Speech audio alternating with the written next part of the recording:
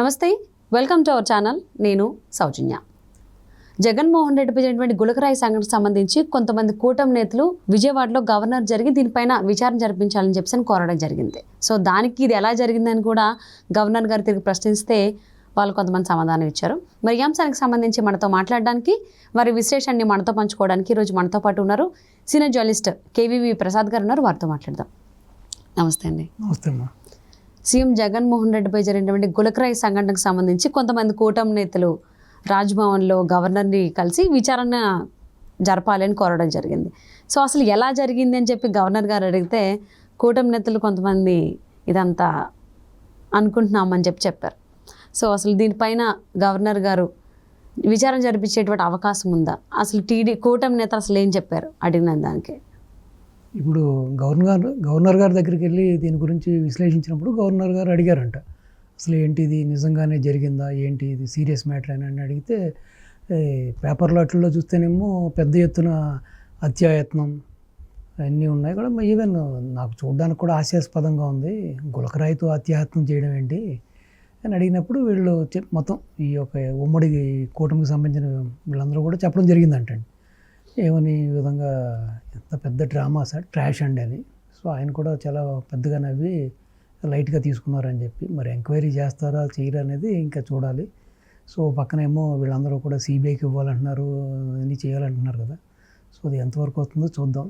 So అసలు చాలా హాస్యాస్పదంగా ఉంది ఇది. రెండోది ఏంటంటే నిన్న మీరు చూసుంటారు, ఆయన దానికి సంబంధించిన పోలీస్ ఆఫీసర్ కాంతిరానా ఆయననా ఆయన చెప్తే ఏం చూసారా మీరు, అది చిన్న గులకరాయి కాదు, మన అరచేతిలో పట్టేంత రాయి అది అలా వచ్చి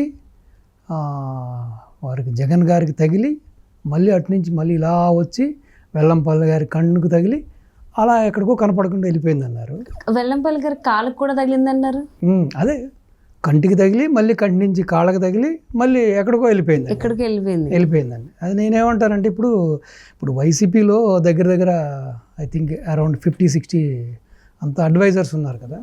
వాళ్ళందరికీ నేను అడ్వైజ్ చేసేది ఏంటంటే, ఇప్పుడు మన గవర్నమెంట్ ఆఫ్ ఇండియాకి ఒక లెటర్ రాయమని చెబుతా.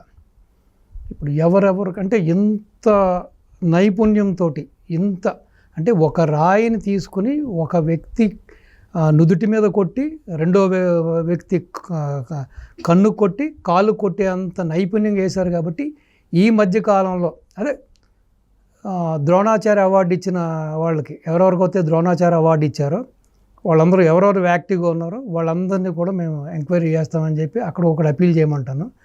రెండోది బీసీసీఐ, మన ఇండియన్ క్రికెట్ బోర్డుకి కానీ లేకపోతే ఐసీసీ ఇంటర్నేషనల్ క్రికెట్ కౌన్సిల్కి కూడా ఒక లెటర్ రాయమని చెబుతా. ఓకే, ఈ విధంగా ఒకేసారి ఒక వ్యక్తి అంటే సాధారణంగా మీరు చూసుంటారు, స్పిన్నర్స్లో ఒకడు గుగ్లీ వేస్తాడు, ఇంకొకటి లెగ్ స్పిన్నర్ ఉంటాడు, ఆఫ్ స్పిన్నర్ ఉంటాడు. ఈ విధంగా ఎవరైనా సరే, కానీ అలా కాకుండా ఇన్ స్వింగరు, అవుట్ స్వింగరు, ఇన్ కట్టరు, గుగ్లీ వేసేంత గొప్ప గనుడు ఎవరో కూడా ఒకసారి ఎంక్వైరీ చేసుకుంటే బహుశా ఎవరినైనా క్రికెటర్స్ని వాడారేమో దీన్ని అత్యాయత్నం చేయడానికి. ఆ విధంగా కూడా లెటర్ రాయమని చెబుతాను. రెండోది, ఈ రాయి వచ్చి జగన్మోహన్ రెడ్డి గారి నుదుటిని తాకి గాయం చేసి మళ్ళీ వెల్లంపల్లి గారిని కన్నుకు కొట్టి మళ్ళీ వారి కాళ్ళకు కొట్టి కనపడకుండా వెళ్ళిపోయింది. కాబట్టి ఇప్పుడు ఇజ్రాయిల్ తీసుకుంటే ఇజ్రాయిల్లో ఎల్బిట్ అని ఒక కంపెనీ ఉంటుందమ్మా, అక్కడ చాలా కంపెనీలు ఉన్నాయి. సో వాళ్ళు ఎంత ఫెమిలియర్ అంటే వరల్డ్లోనే ద టాప్ కంపెనీ అది ఎల్బిట్ అనేది. సో వాళ్ళు ఈ డ్రోన్సు, అనాముడు రాడార్సు అంటే ఇంకా మీకు మనిషి అవసరం లేదండి, టార్గెట్ సెట్ చేసేస్తే వెళ్ళి కొట్టొచ్చేస్తుంది అనమాట. అది బహుశా ఆ టెక్నాలజీ కూడా ఈ రాయిలో వాడారేమో. సో ఆ ఎల్బిట్కి సంబంధించిన ఎవరినైనా కూడా కంపెనీకి ఒక లెటర్ రాసి, సో ఆల్రెడీ ఆ ఎల్బిట్ కంపెనీ మన ఇక్కడ ఇండియన్ గవర్నమెంట్తో టైఅప్ అయి ఉంది. టైఅప్ అయ్యి ఇక్కడ మన శంషాబాద్ దగ్గర కూడా ఒక అనాముడు వెహికల్స్, రాడార్ వెహికల్స్ అయితే తయారు చేస్తున్నారు త్రూ అదాని వాళ్ళందరూ కూడా. సో అదానికి ఒక లెటర్ రాసి, ఎల్బిట్ వాళ్ళకి ఒక లెటర్ రాసి కొంచెం మాకు సహకరించండి, అసలు ఈ టెక్నాలజీ ఏంటి, ఈ రాయిలో ఉన్న టెక్నాలజీ ఏంటి. రాయి ఇప్పుడు సాధారణంగా ఇప్పుడు రాయిని ముఖం మీదకి వేసానమ్మా, ఆటోమేటిక్గా నీకు తగలగానే కింద పడిపోతుంది కదా. So Newton's third law of motion ఏం చదువుతుంది మనకి, every action there will be a equal and opposite reaction, అంతే కదా. సో బట్ మరి ఈ టెక్నాలజీ ఏంటి నాకు అర్థం కాలేదు. రాయి బౌన్స్ అవ్వదు కదా. రాయి అసలు బౌన్స్ అవ్వదు కదా. బౌన్స్ అవ్వడం కూడా కాదు. నిన్న పోలీస్ ఆఫీసర్ చెప్తున్న విషయం చూస్తే మీరు అసలు ఎంత హాస్యాస్పదంగా ఉందంటే, జగన్మోహన్ రెడ్డి గారిని గాయం చేసింది, వెల్లంపల్లి గారి కన్నికి గాయం చేసింది, వారి కాలుకి తగిలింది, తగిలి మళ్ళీ ఎటో వెళ్ళిపోయిందంట. సో డెఫినెట్గా అప్పుడు మరి ఒకటి నేను ఈ చెప్పిన అంశాల ప్రకారం ఈ విధంగా ఎవరన్నా నైపుణ్యం కలిగిన వ్యక్తులు ఉన్నారో లేదో తెలీదు. ఇప్పుడు మన సినిమాల్లో చూసుంటాం కదమ్మా, ఇప్పుడు కర్ణుడు కానీ అర్జునుడు కానీ వీళ్ళందరూ కూడా బాణాలు స్పందించినప్పుడు ఆ టార్గెట్ని చేసేసి మళ్ళీ వాళ్ళు అమ్ములు పొదుకు వచ్చేస్తాయి. ఇప్పుడు బ్రహ్మాస్త్రం కానీ పాశుపదాస్త్రం కానీ. మరి ఆ విధంగా ఏదన్నా అంత గొప్ప విలువిద్య మంచి ప్రావీణ్యం ఉన్న వ్యక్తిని తీసుకొచ్చారా? అదే చదువుతున్నాం కదా, ద్రోణాచార్య అవార్డు ఎవరెవరికైతే ఇచ్చారో వాళ్ళందరినీ కూడా ఎంక్వైరీ చేస్తే కూడా బాగుంటుంది అనిపిస్తుంది. లేదు ఇగో ఈ ఇజ్రాయలీ టెక్నాలజీని పిలిచి అసలు ఈ రాయిలో అటువంటి టెక్నాలజీ అయినా వాడారా? ఒక్క మనిషి వేయగానే వెళ్ళి కరెక్ట్గా అంతమంది ఉండగా కరెక్ట్గా చూడండి, అందరికీ ఇక్కడ కన్నికి ప్లస్ నుదుటికే తగిలింది. ఇప్పుడు బాడీలో ఎక్కడైనా తగలాలి కదా. సో ఎంత బ్యూటిఫుల్గా మరి టెక్నాలజీ వాడారు చూడండి. సో కాబట్టి ఎంక్వైరీ చేయమని చెప్పి కోరుకుంటే బాగుంటుంది. మరి అప్పుడైనా నిజాలు బయటకు వస్తాయేమో. అంటే ఇక్కడ కొట్టిన వాళ్ళు దొరకలేదు, ఇంకా అసలు రాయితో అయితే కొట్టారో ఆ రాయి దొరకలేదు. అంటే గులకరాయి పడితే ఇంకా బస్ పైన పడిపోలేమో కదా. అవునండి. లేకపోతే మీరన్నట్టు ఆ బాణాలు లెక్క అప్పట్లో అర్జునుడు వాళ్ళు వాడినట్టు ఆ రాయి తగిలిన తర్వాత మళ్ళీ కొట్టిన అతని దగ్గరికి వెళ్ళిపోయింది. అదే మరి బ్యాక్ టు ఆ పర్సన్ దగ్గరికి వెళ్ళిపోయి ఉంటుందండి. మళ్ళీ అతను బ్యాగ్లో పెట్టుకుని వెళ్ళిపోయి ఉంటాడు. అసలు మరి ఆ ట్రావెల్ చేయడం అంటే చూడండి ఎంత ఆశ్చర్యంగా ఉందో. అవును.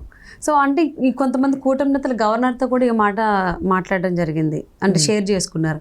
అంటే కరెక్ట్గా సీఎం వచ్చే టైంకి కరెంట్ పోవడం, అదే టైంకి సెక్యూరిటీ వాళ్ళు కింద కూర్చోవడం. అంటే కరెంట్ పోతే రూల్స్ అండ్ రెగ్యులేషన్స్ కూడా కొన్ని ఉంటాయంట కదా.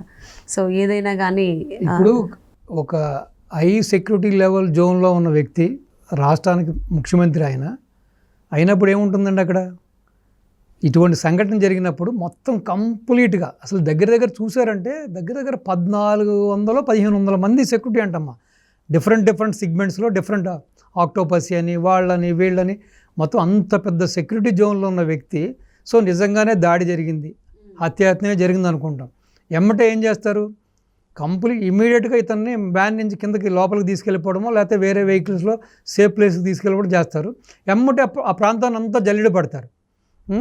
అటువంటిది కెమెరాలు బంద్ చేయకపోవడం, ఆ రూట్లో 3 గంటలు కరెంట్ లేకపోవడం, ప్లస్ రెండోది ఈయనేమి పెద్ద ఆజానుభావుడు కూడా కాదు జగన్మోహన్ రెడ్డి గారు. సో యావరేజ్ హైట్ ఉన్న వ్యక్తి అయినా. సో వాళ్ళు అంతంత హైట్ ఉన్న వాళ్ళు అసలు కూర్చోవడం ఏంటి? సాధారణంగా వాళ్ళంతా కూడా మిమ్మల్ని సేఫ్ గార్డ్ చేస్తున్నప్పుడు ఏం చేస్తారు? అంతకుముందు కూడా చూస్తే మీరు ఏం చెప్పారు? ఆయన ఒక మాట చెప్పారు. ఏం చెప్పారు?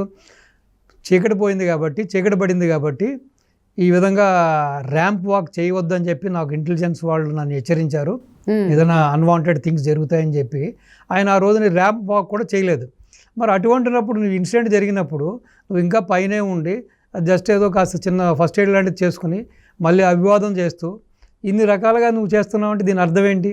ఇది కేవలం ప్రీ ప్లాన్డ్ అమ్మ. ఎందుకంటే ప్రజల్లో చీదరింపు మొదలైంది, ప్రజల్లో వ్యతిరేకత మొదలైంది.